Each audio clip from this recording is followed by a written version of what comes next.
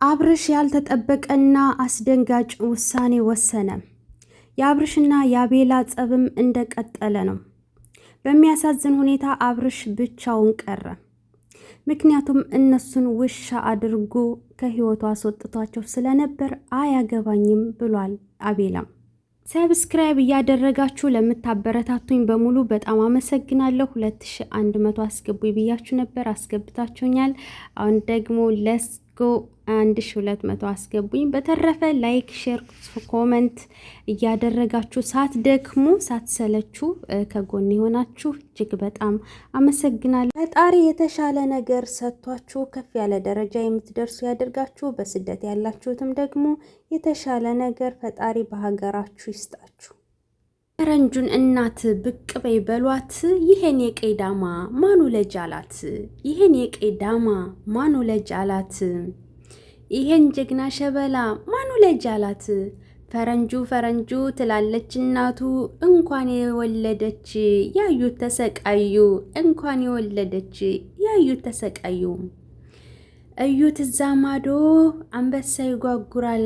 ፈረንጁዬ ጀግናው ጠላቶችን ጥሎ ገሎ ይፎክራል።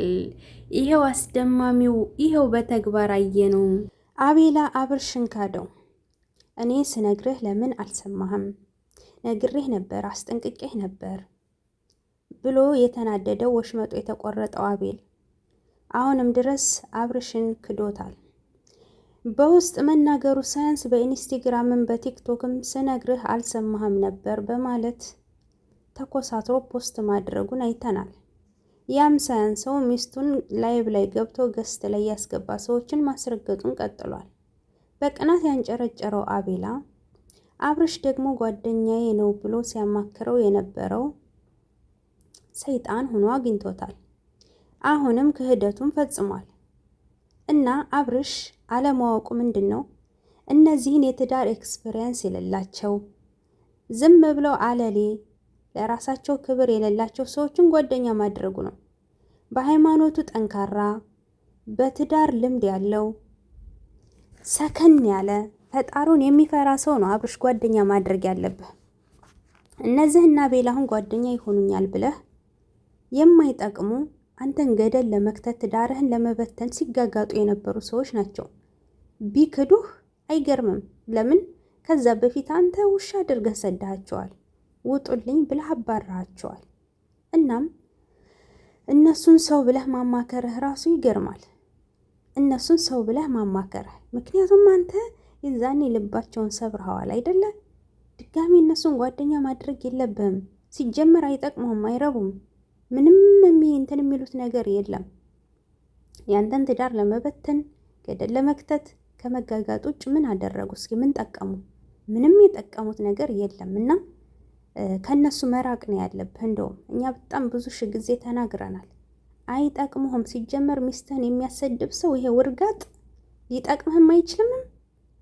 ምንም ለራሱ መሆን የማይችል ነው። እንኳን አይደለም ቀርቶ አንተን ሊጠቅምህ ዝም ብሎ እኮ ነው። ይሄ እንጃ የሰፈር ዱርዬ ነው ሲጀመር። እና እንደውም ፈጣሪ በሩታ ሰበብ ገላገለህ። እውነቴን ነው። ፈጣሪህን አመስግን። ወደ ፈጣሪህ ተመለስ። ይቅርታ በለው ፈጣሪህን።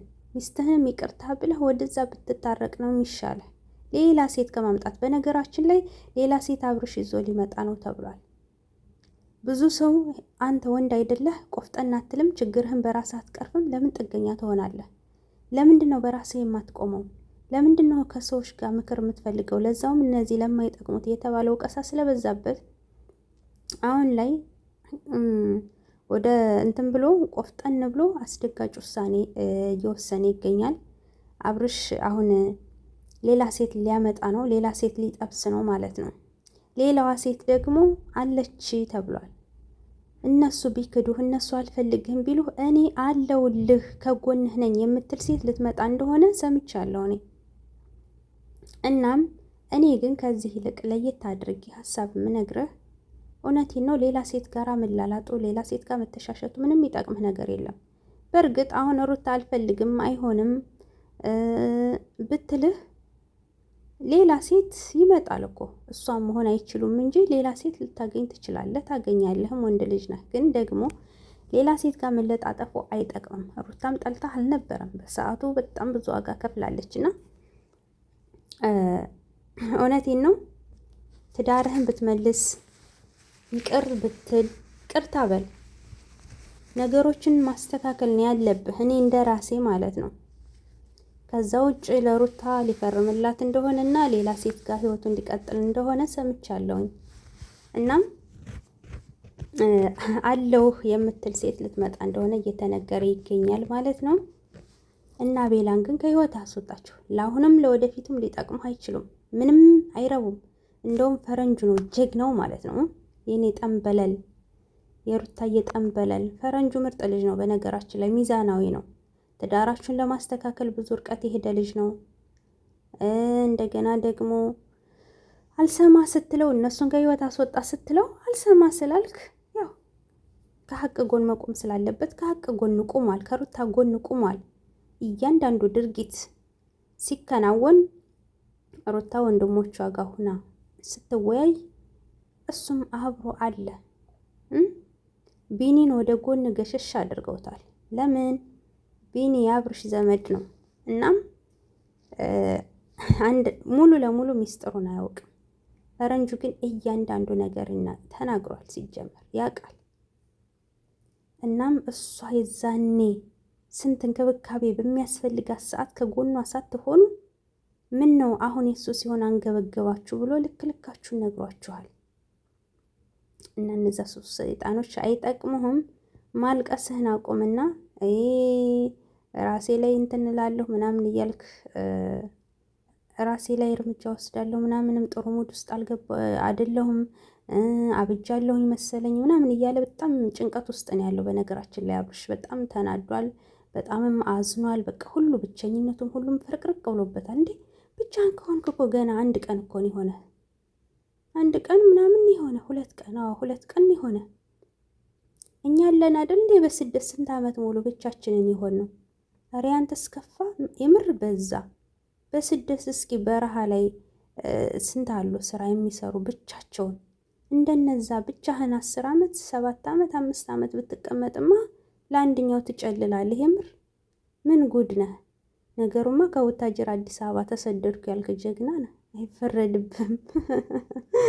እና ከማዘኑም ከምኑም ውጣና በራስህ ቆመህ ነገሮችን ራስህን አዳምጠህ ወደ ፈጣሪ ተጠግተህ ምን ማድረግ እንዳለብህ የዛኔ ይገባሃል። ከዛ ውጭ ግን የማንንም እንትን እያመጣህ ትዳርህን አትበጥብጥ። ለወደፊቱም ትምህርት ይሆናል። በተረፈ ቴቴ አቤላ ቻለው፣ አትንጨርጨር። እሺ አትንጨርጨር፣ ሰከን በል። ደግሞ አንተ ስለተሳደብክ ገና ያንተ ቀን በቅርቡ ጠብቅ። አንተ ደግሞ ምን እንደምትደረግ ሩቲ እንዳለ ነው በ3 ቀን ሁላቸውን ብትንትን አድርጋ ጉድ የሰራቻቸውና አብርሽ ግን የዋህ ነው፣ የምር የዋህ ነው። ለምን መሰላችሁ? ቀጥሉልኝ፣ ሄዱልኝ፣ አልፈልጋችሁም፣ ብታስከፋኝም ብታስደስተኝም ሩታ ትሻለኛለሽ ብሎ ሲያበቃ እንደገና እነሱን ላማክር ብሎ ማማከሩ በውስጥ አቤላን አማክሮት ነግሬህ ነበረ አልሰማ ብለሃል፣ የራስህ ጉዳይ ብሎታል ማለት ነው። ክዶታል። እና ውድ ቤተሰቦቼ ሰብስክራይብ፣ ላይክ እያደረጋችሁ ቤተሰብ ሁኑ። በአዲስና በትኩስ ቪዲዮ እንገናኛለን።